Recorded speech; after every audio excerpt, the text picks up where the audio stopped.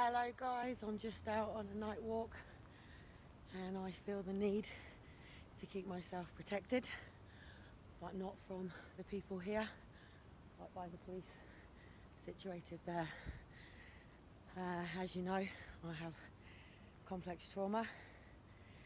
I like to spend my time walking around because obviously this little building here I spent my time at, and I've had these guys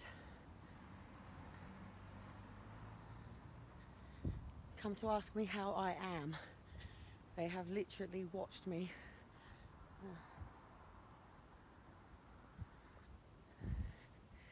so anyway, being that the not all dance classes are open at the moment, and I was actually going to video myself walking down the streets. I've just had literally the 2 police officers, and this is my complex trauma, and I'm very, very aware that as Wednesday arrives, I am going to face layers and layers and layers and layers of trauma that put me through situations. Now, funny enough, I said to Josie, like, I nearly didn't bring my phone out with me, and I thought, no, I'll take my phone out with me, because whenever I don't take my phone out, there's always a situation that means that I need to take my phone out. Now, when I come out, I've been dancing down the hill, as I do. It's my time. I haven't got to worry about the kids. I haven't got to worry about the house. I haven't got to worry about what meetings I've got going on. I haven't got to worry about anything to do with anything. And I haven't even got to worry about people out on the streets or neighbours or anything like that. I don't have a back garden. I don't have private space. I don't have facilities to go to the gym, to go swimming, to train, to do any exercise training, physio, balancing, dancing, or anything like that. Hello to the police officers who are probably now checking in on my life to see why they've just shot off the moment I have got the recorder, because they have decided to leave me alone, going, yes, you're okay. So basically what can happen is the police are allowed to do what's called just a care, or asking you who you are or anything like that. I have actually given them my name. I gave them my website. I can do the www. Gave them the kelliecottam.co.uk. So I give you my name. I said I will give you my name under a professional capacity, and I said it's just literally, I live here down this end. I use it as a milestone of how far I've come. I don't have any melatonin, and it's very difficult to get melatonin in this country, and somebody like me doesn't start to process or think or get things out of her mind or anything like that when everything's so busy, when there's clutter around the house, when the kids are active, when Dean's in and out, when Josie's back or forth, or talking to my other children or anything like that. So in order to get a really, really sense of peaceful mind, I like walking. I used to love taxi driving, being out late at night, being sort of just at peace and stuff when the world is really quiet. I was going to live stream and go on a bit of a walk and talk with you anyway, but I felt the need. I should have actually grabbed my camera as they came in. I saw it. I go to 3 skipping corners when I'm out and about, and I'm asking myself as I'm walking around, which cameras are they watching? Which cameras are just on normal video that they only actually access when it's, you know, whatever it is. At whatever point can a police officer define whether something is wrong with someone? As you know, I have been unlawfully and undetained. They shot off, by the way, because they said to me, they pulled up beside me. And they went, "You all right?" I said, "Yeah, fine." "You all right, though?" I said, "Yeah, fine." I said, "Just nice walk." I said, "You know, I'm all right, you all right?" So I took, literally unzipped my jacket and showed him the back. He went, "Oh, okay, right, whatever." I said, "Just chilling, just getting out and about, just stretching my legs." It's like, all right. So then they sort of pulled off, and I carried on doing what I do, and I dance and I piss about and things like that. So I said, obviously you're not used to me. I said, you new guys then? And he was like, blah, blah, blah. And I was like, well, I don't really need to give you my name because I'm not really doing anything. And I was like, but I tell you what, I said, I give you my name because I like to do things like that. I said, but I give it to you under official capacity. So the website, and it's like, you know, I said, anyway, I said, shaking because I've got complex trauma because of you people, because of unlawful and unnecessary detainment and removal. I said, so I got a court case in. I said, and I don't like being harassed. Do you know what I mean? Don't like being harassed. So, and the thing is, mothers are allowed a social life, yeah. Mothers and fathers are allowed social lives. There used to be a time, right, you used to sit in your garden after christenings and weddings and things like that, and your Uncle John would get pissed and your Aunt Christine would, you know, whatever, and it was normal life, do you know what I mean? And your nan used to smoke in the back garden around the kids, and I just think that things have gone too far. I understand it. I spend a lot of time walking the streets, checking on people, seeing the situations that people are in, you know, seeing what our university students are going through and all this sort of stuff. And it's like,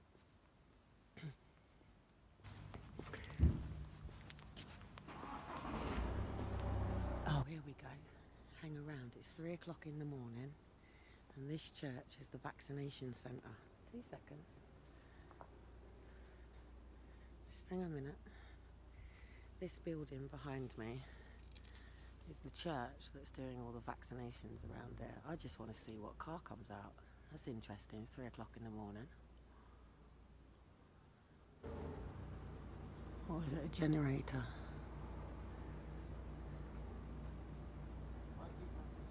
I want to know what that noise is. Is it a generator?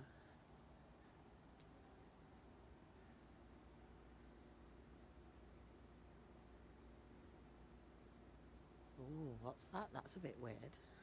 Oh, I don't know what that is. But this place here, it's, hang on, let me just go and have a look. Okay, it's the Jubilee Church or something like that. And this has been the main sort of place all the way through it here. Yeah, Jubilee Church. And literally, I've just heard a noise go off in there. I can't work out what it is. So probably a generator to keep all the vaccinations frozen or something, but I can't imagine the vaccinations being kept. Oh, it's a car, hang on.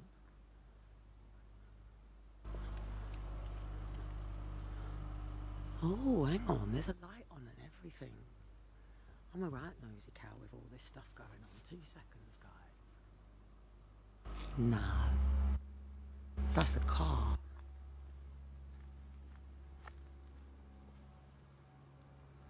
Is it a generator?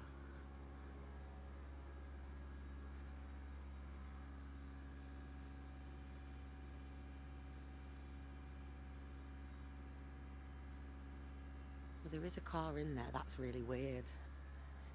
That's really weird. See? Yeah. Hang on, can you hear it?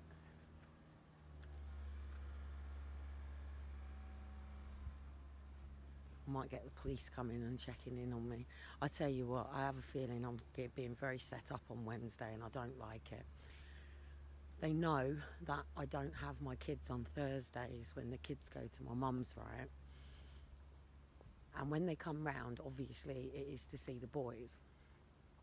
But being that they're coming around to talk to me about what is my trauma, why would you do it in twos? So social worker and a manager.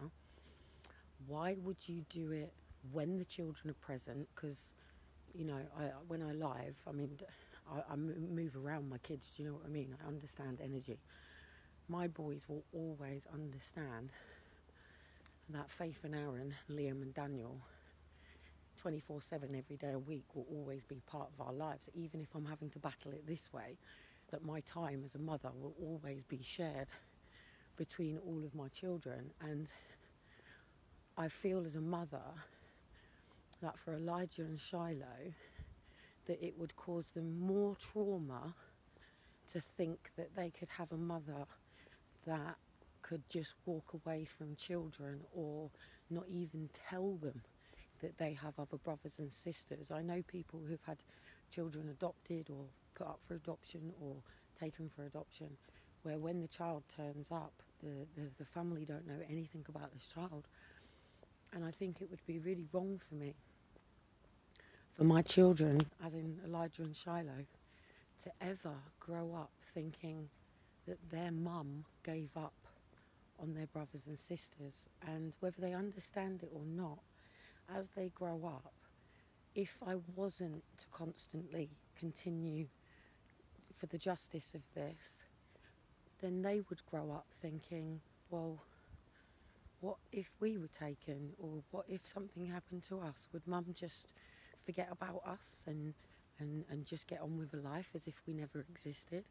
I want my children to know that, God forbid, anything happens, they section me for assessments, or they put me around these fucking mental health brackets again, or they try to do anything, or I end up showing too much emotion in front of my kids and they call CP on me, or I find out that these two fucking coppers end up in front of me, whatever, yeah. I want my kids to know that not a stone would be unturned, not a day would go by. And I like the fact that Aaron and Elijah and Shiloh know that sometimes I forget and I still lay the table for all my kids, and you know, or sometimes when it's specific times, I do. You know, my boys know that when we go in the church, we light the candles for all of them. We even do it for Dean's kids. You know, they know that when we're at night time, when I light the candles, I light the candles for all of the kids. And they know that I do that. But that is my complex trauma, being in a situation like that with two police officers I've got to justify myself to. Why the fuck have I got to justify myself to anybody? Why the fuck can I not roam this free land however I like, doing whatever the fuck I like, as long as I am not hurting anybody, as long as I am not causing distress to anybody, as long as I am not murdering people, raping, pillaging, you know, stealing, anything like that, then I'm free to move around the lands of this world, this earth, not just this earth, but the entire bloody universe. You know, planet Earth is just planet Earth. We already know that there is the existence of other planets. Whatever's going on, we are in this, what's the word? We are, you know, just part of a bigger universe. And there was never meant to be any control. Do the police care? Yes. Are they out to care? Yes. Could I, as a woman, be causing criminal activity? Yes. Could I be fucking mentally out of my fucking nut? Could I be having a bipolar episode? I had a dream about them fucking diagnosing me with bipolar, and it's like, no, there's just no dance studios open, and the money, and you know, it's like, take Rocky and the other guy who was fighting, and he had all that equipment and all that machinery. All Rocky had was the stairs. All Rocky had was literally running up and down stairs and things like that. He didn't have breathing equipment. He didn't have all the mod cons. He didn't have, you know, the trainers. He had a little old man. And people like ridicule this. People like put this stuff down, and it's like, you've got to work with where you are, with what you've got around you, doing what you can with what's available to you at the time. If you've got, you know, a home and you've got no bed, you have to improvise. If you've got, you know, you've got to get through and make ends meet. You've got to make ends meet. You have a right to travel and move around and exchange and barter your time and service for, you know, whatever you need to do. And I'm free to walk out around here at 3 o'clock in the fucking morning if I want to. My children are in bed. They are safe. They are with adults that actually, despite what's going on, my children are safe. Josie's in an awesome, amazing way. She loves my boys like brothers. You know, and literally I've just done my block walk, and then I'm going to have a bit of a tidy up and settle down and finish watching the film that I was watching and get up and start again in the morning. But if you, I don't know, you've got all these new police officers, yeah? If you say something, do something, anything's wrong, I mean, it's only because I grabbed my camera and lived, because they hovered, and because I slightly ran to catch up with them because I wanted to get the video, they parked up again, and the moment I shot the video, they bugger off. And it's like, well, hang on a minute, I'm just a bit quieter because I'm coming into my little road, which is actually where I live and things like that, so I'm just being a little bit respectful that it's as soon as I get through this little alley, it'll be fine. Let me just get through here so I can be a bit quieter. There you go. So yeah, I mean, that's mine up there. Don't know if you can see. No, is my camera shining? So that's mine up there.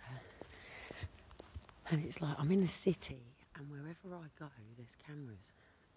And what annoys me is I'm living in a world where there's just no freedom. It's like I said to the social worker, whatever profession, whatever lifestyle I choose, why do I have to justify it to people?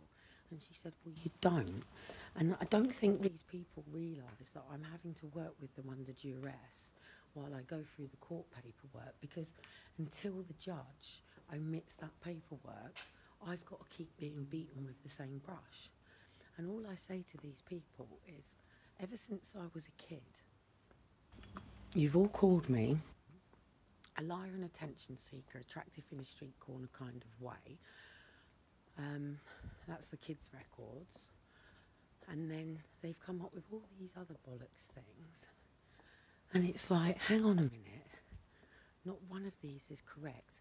It's just that I have never, ever, ever... I put up a thing just before I go. I put up one of my complaints for anybody who's going for a removal, so you can know exactly what they have to do for contact.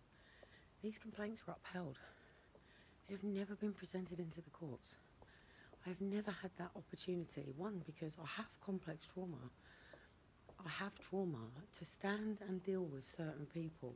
What you've got to remember is when I went the way that I did, and I stormed it, it was all anger. It was all motivated by anger. It was all motivated by, I am going to get to the fucking bottom of whether I'm in a system problem or whether I've got to take personal responsibility. And I took personal responsibility at every avenue that I could take. And when I stood in the courts, I said to the judge, if it was about me standing here and showing you, and this